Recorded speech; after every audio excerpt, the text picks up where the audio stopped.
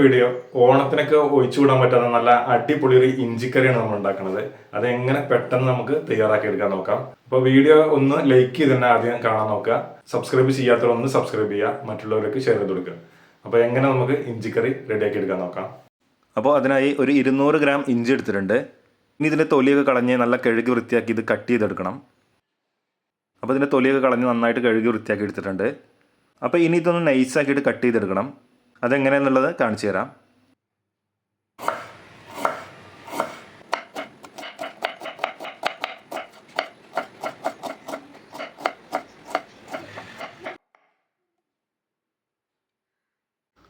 അപ്പോൾ നമ്മൾ വട്ടത്തിൽ നൈസാക്കിയിട്ടാണ് അരിഞ്ഞെടുത്തിട്ടുള്ളത്.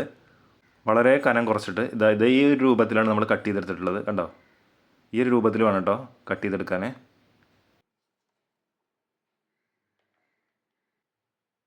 അപ്പോൾ ഒരു 100 ഗ്രാം വാളൻപുളി എടുത്തിട്ടുണ്ട്. ഇത് വെള്ളത്തിലൊന്ന് കടന്നിട്ട് കുതിരട്ടെ, നമുക്കൊന്ന് മാറ്റി വെക്കാം. പിന്നെ ഇതിലേക്ക് വേണ്ടത് ഒരു 20ഓളം ചെറിയുള്ളി നൈസാക്കിയിട്ട് കട്ട് ചെയ്തെടുത്തിട്ടുണ്ട്. പിന്നെ 2 തണ്ട് കറിവേപ്പില, അതേപോലെ 2 പച്ചമുളക് വട്ടത്തിൽ നൈസാക്കി അരിഞ്ഞെടുത്തത്. അപ്പോൾ സ്റ്റവ് കത്തിച്ചതിന് ശേഷം ഒരു ഉരുളിച്ചട്ടി വെച്ച് കൊടുത്തിട്ടുണ്ട്. അപ്പോൾ നിങ്ങൾക്ക് ഏത് ചട്ടി വേണമെങ്കിലും ഉപയോഗിക്കാം കേട്ടോ. പാത്രം ഒന്ന് ചൂടായി വന്നതിന് ശേഷം അതിലേക്ക് 2 ടേബിൾ സ്പൂൺ എണ്ണ ഒഴിച്ച് കൊടുക്കുന്നുണ്ട്. വെളിച്ചെണ്ണ ആണെങ്കിൽ ഏറ്റവും നല്ലതാട്ടോ. എണ്ണ നന്നായിട്ട് ചൂടായി വന്നിട്ടുണ്ട്. അതിലേക്ക് അരിഞ്ഞു വെച്ച ഇഞ്ചി ഇട്ട് കൊടുക്കാം. ഇഞ്ചി കഷ്ണങ്ങൾ നന്നായിട്ടൊന്ന് മൂപ്പിച്ചെടുക്കണം. അതിന് വേണ്ടിയിട്ടാണ് നമ്മൾ ഇഞ്ചി നൈസാക്കിയിട്ട് അരിഞ്ഞെടുത്തത്. പെട്ടെന്നൊന്ന് മൂത്ത് വരാനാണ്. അപ്പോൾ എല്ലാ കഷ്ണങ്ങളും നൈസാക്കി ഒരേപോലെ അരിഞ്ഞെടുത്താൽ ഇത് പെട്ടെന്ന് മൂപ്പിച്ചെടുക്കാം. നമുക്ക് തീ ഒരു മീഡിയം ഫ്ലെയിമിൽ വെച്ചിട്ട് മൂപ്പിച്ചെടുത്താൽ മതി കേട്ടോ. കുറച്ച് കഴിയുമ്പോൾ ഇതിൻ്റെ കളറൊക്കെ നന്നായിട്ടൊന്ന് മാറി വരും. നല്ലോണം മുരിഞ്ഞ് പോരുത് കേട്ടോ, ഒരു പാകത്തിന് മൂപ്പിച്ചെടുത്താൽ മതി. അപ്പോൾ ഇത് എണ്ണയിൽ ഇങ്ങനെ മൂത്ത് വരുമ്പോൾ ഇത് ചുരുങ്ങി വരും കേട്ടോ. അപ്പോൾ 101 കറികൾക്ക് സമം ഒരു ഇഞ്ചിക്കറി എന്ന് പറയുന്നത് കേൾക്കാമല്ലോ. ഇത് ഞാൻ പറഞ്ഞല്ലോ കേട്ടോ, അങ്ങനെ ഒരു ചൊല്ലുണ്ട് ഈ നമ്മളെ ഇഞ്ചിക്കറിക്ക്. എന്തായാലും നല്ല ഗുണങ്ങളടങ്ങിയിട്ടുള്ള കറി തന്നെയാണ് കേട്ടോ ഇഞ്ചിക്കറി. അപ്പോൾ അത് നമുക്കൊന്ന് ഇതേപോലെ ഒന്ന് തയ്യാറാക്കി നോക്കാം.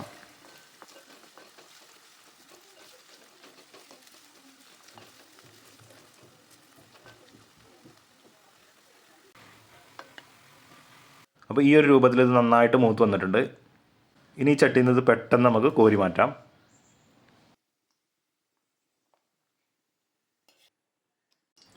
ഇനി ആ എണ്ണയിലേക്ക് തന്നെ നമ്മൾ അരിഞ്ഞു വെച്ച ചെറിയുള്ളി ഇട്ട് കൊടുക്കാം. ഒരു 15ഓളം ചെറിയുള്ളി ഉണ്ടാവും.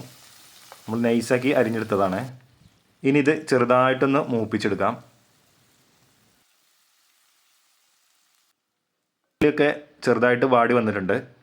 ഇനി അരിഞ്ഞു വെച്ച ആ 2 പച്ചമുളക് അത് ഇതിലേക്ക് ഇട്ട് കൊടുക്കാം. അതും ഇതേപോലെ ഒന്ന് ചെറുതാക്കി ഒന്ന് മൂപ്പിച്ചെടുക്കാം. അതിനുശേഷം മാറ്റി വെച്ച 2 തണ്ട് കറിവേപ്പില ഇതിലേക്ക് ഇട്ട് കൊടുക്കാം. എന്നിട്ട് 3 പാടെ നന്നായിട്ടൊന്ന് മിക്സ് ചെയ്തെടുക്കാം. അപ്പോൾ ഇങ്ങനെ ചെയ്താൽ നമുക്കിത് 3ഉം ഒരേപോലെ വാടിക്കിട്ടും.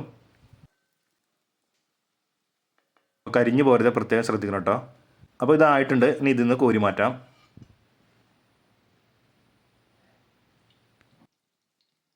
ഇനി വാട്ടിയെടുത്ത ഇഞ്ചിയും ഉള്ളിയൊക്കെ ഇതേപോലെ ഒരു പാത്രത്തിലേക്ക് ഇട്ടിട്ട് അത് നന്നായിട്ടൊന്ന് പരത്തി ഇട്ട് കൊടുക്കാം.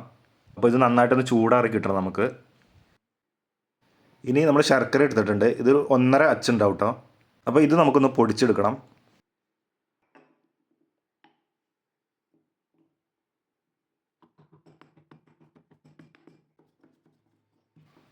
അപ്പോൾ ഇത് കണ്ടില്ലേ, നന്നായിട്ടുണ്ട് ചതച്ചെടുത്തിട്ടുണ്ട്. ഈ ഒരു രൂപത്തിൽ നമുക്ക് ചതച്ച് കിട്ടിയിട്ടുണ്ട്. ഇനി ഇത് ഒരു പാത്രത്തിലേക്ക് ഇട്ട് നമുക്കിത് മാറ്റി വെക്കാം.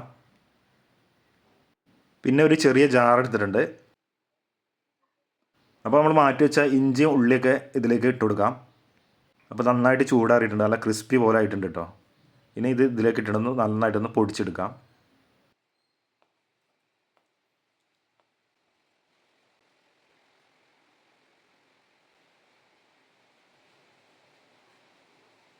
അപ്പോൾ ഇത് പൊടിച്ചെടുത്തിട്ടുണ്ട്. ചെറിയൊരു തരിയോട് കൂടിയിട്ടാണ് പൊടിച്ചിട്ടുള്ളത്. നന്നായിട്ട് പൗഡർ പോലെ അല്ല കേട്ടോ. വീണ്ടും നമ്മൾ ഉരുളി വെച്ചെടുത്തിട്ടുണ്ട്.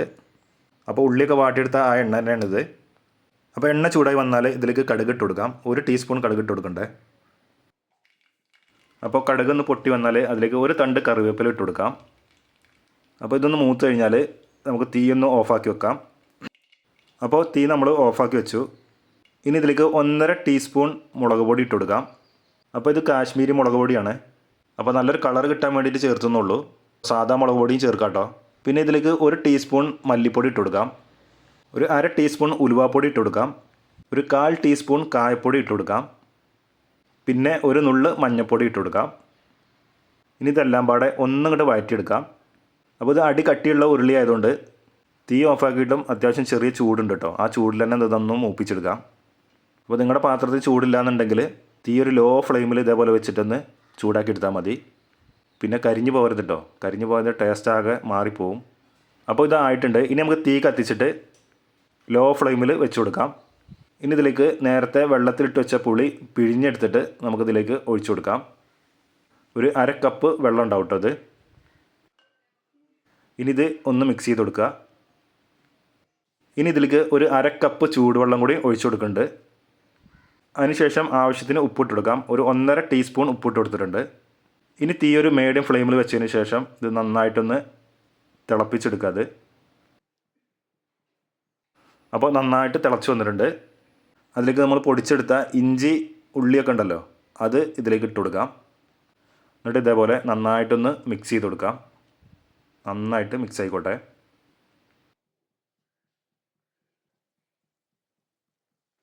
അതിനുശേഷം നമ്മൾ ചതച്ച് വെച്ച ശർക്കര ഇതിലേക്ക് ഇട്ട് കൊടുക്കാം. അപ്പോൾ 1.5 അച്ച് ശർക്കരയാണ് നമ്മളിത് ചതച്ചെടുത്തിട്ടുള്ളത്. അപ്പോൾ ചതച്ചെടുത്ത് എന്തിനാ വെച്ചാൽ പെട്ടെന്ന് ഇതേപോലെ അലിഞ്ഞ് കിട്ടാൻ വേണ്ടിയിട്ടാണല്ലോ ശർക്കര. അപ്പോൾ ഇത് നന്നായിട്ട് ഇളക്കിയെടുത്താൽ ശർക്കര പെട്ടെന്ന് തന്നെ അലിഞ്ഞ് കിട്ടും. ഇനി തീ മീഡിയം ഫ്ലെയിമിൽ തന്നെ വെച്ചതിന് ശേഷം ഇത് നന്നായിട്ട് ഇതേപോലെ ഇളക്കിക്കൊണ്ടിരിക്കുക. ശർക്കര പാർന്നുകൊണ്ട് ഇത് പെട്ടെന്ന് തന്നെ കുറുകി വരും. അപ്പോൾ നമ്മൾ പുളി ഇഞ്ചിയൊക്കെ ഉണ്ടാക്കുമല്ലോ, ഇഞ്ചിപ്പുളി, അത്രയും തന്നെ കുറുകണ്ട കേട്ടോ. ഇതൊരു കുറച്ചൊരു ലൂസിൽ വേണം നമുക്കിത് കിട്ടാൻ. ഇഞ്ചിക്കറി അങ്ങനെയാണല്ലോ, കുറച്ച് ലൂസായിട്ടാണ് ഇരിക്കൽ, എന്നാൽ നന്നായിട്ട് ലൂസായി പോകാനും പാടില്ല. അപ്പോൾ ആ ഒരു രീതിയിൽ നമുക്കിത് കുറുക്കിയെടുക്കാം. അപ്പോൾ ഇഞ്ചിപ്പുളിയൊക്കെ നന്നായിട്ട് കുറുക്കിയെടുക്കുമ്പോൾ നല്ല കറുത്ത കളറായിട്ട് നമുക്ക് കിട്ടും. പക്ഷേ ഇതങ്ങനെയല്ല, ഇതൊരു ഓറഞ്ച് റെഡ് കളർ കൂടി കലർന്നൊരു കളറിലാണ് നമുക്കിത് കിട്ടുക ഒന്നായി വരുമ്പോൾ. ഞാനൊരു കളറിന് വേണ്ടിയിട്ടാണ് കാശ്മീരി മുളക് പൊടി തന്നെ ചേർത്ത് കൊടുത്തിട്ടുള്ളത്, കാരണം കാണുമ്പോൾ ഒരു രസമാണല്ലോ. അപ്പോൾ ഇനി ഇതൊന്ന് വറ്റിച്ചെടുക്കാം. അപ്പോൾ കണ്ടില്ലേ, ഈ ഒരു രൂപത്തിൽ ഇത് കുറുകി വന്നിട്ടുണ്ട്.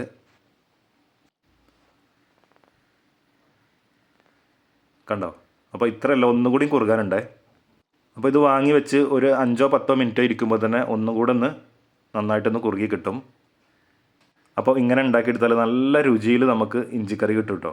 അപ്പോൾ എല്ലാവരും ഇതേപോലെ ഒന്ന് ട്രൈ ചെയ്ത് നോക്കണം കേട്ടോ. എന്നിട്ട് അതിൻ്റെ റിസൾട്ട് ഒന്ന് കമൻറ്റ് ബോക്സിലുണ്ട് അറിയിക്കും കേട്ടോ. അപ്പോൾ നമ്മുടെ അടിപൊളി ഇഞ്ചിക്കറി റെഡി ആയിട്ടുണ്ട്. അപ്പോൾ ഈ ഓണത്തിന് ഇതേപോലെ ഒന്ന് ചെയ്ത് നോക്കുക എല്ലാവരും. അപ്പോൾ ഇത് ഫ്രിഡ്ജിലൊക്കെ സൂക്ഷിക്കുകയാണെങ്കിൽ കുറേ ദിവസത്തിന് നമുക്ക് ഉപയോഗിക്കാം.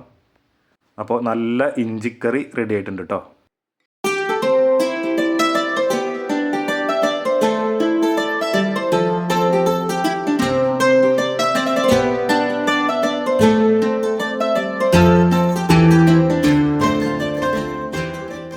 അപ്പോൾ നല്ലൊരു ഇഞ്ചിക്കറി നിങ്ങൾ കണ്ടില്ലേ. അപ്പോൾ എല്ലാവരും ഇതേപോലെ ഒന്ന് ട്രൈ ചെയ്ത് നോക്കുക.